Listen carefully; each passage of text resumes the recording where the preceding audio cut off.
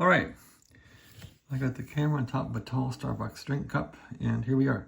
So here's the rear Jackson drive that drives the VFO. I did put it back together, and you saw the last video was apart. This one turned out well. This one was really screwed up, and yeah, if you take this apart and put decent grease in them, they come back to life. So this one, I put the VFO knob on here, even though it doesn't go on here, but yeah, this one's turning well. It's smooth, so I think this Swan radio will come back to life, at least with the VFO anyway. That's the main thing. It's like, if you can't tune the radio, what good is it? So it's all about the tuning and the looking around for signals and all that stuff. That's what hams do. So anyway, this back Jackson drive came out real nice. I wasn't aggressive in taking this one apart. I didn't try to bend the little tabs a whole lot. I just tried to bend them just enough to sneak it apart.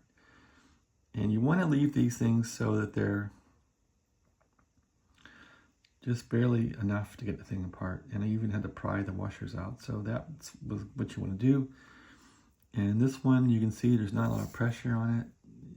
It's working fine just the way it is. So you can see that there's a gap there between the spring washer, and it works just fine that way. There's a little bit of friction here, but what are you going to do? So anyway, and so what couples on here? Well, the front Jackson drive. So this is how these work in real life. This front one's coupled on like that. Maybe we can try it out here. Couple the front one on there.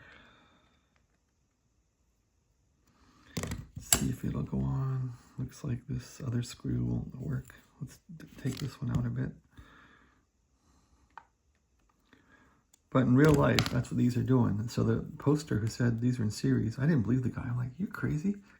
He's not crazy. He is a Swan expert.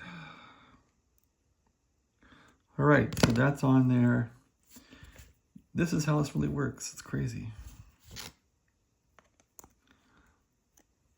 And then even this side that goes in the VFO goes into a reduction gear. So the chassis will hold these stiff. How can I simulate that? I guess with my hands like this, and I turn the VFO knob.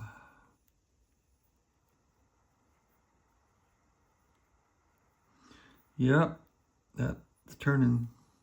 It's turning in the back pretty slow like it would do, so that's how the damn thing works. Jeez, it's amazing. It's really reduced, huh?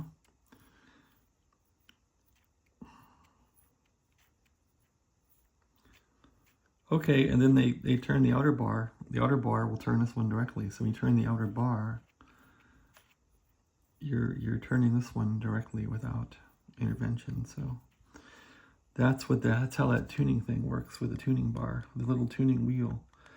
That silver wheel on the tuning. So that attaches right to here. So when you turn that, you're turning this directly.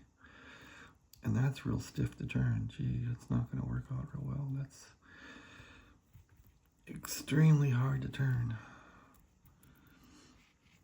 Well, when I have the bar on there, it won't be so bad. But this front Jackson didn't come out so well. It's still got problems, but anyway.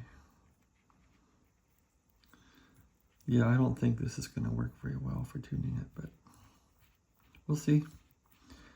Since these are all turning now, I can put the radio back together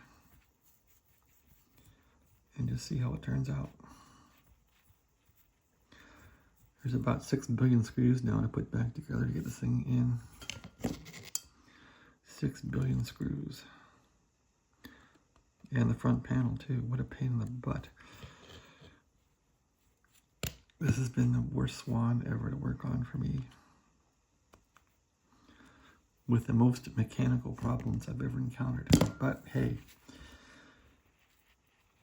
if you're going to be a WB4HFN kind of guy, you got to just fix them no matter what.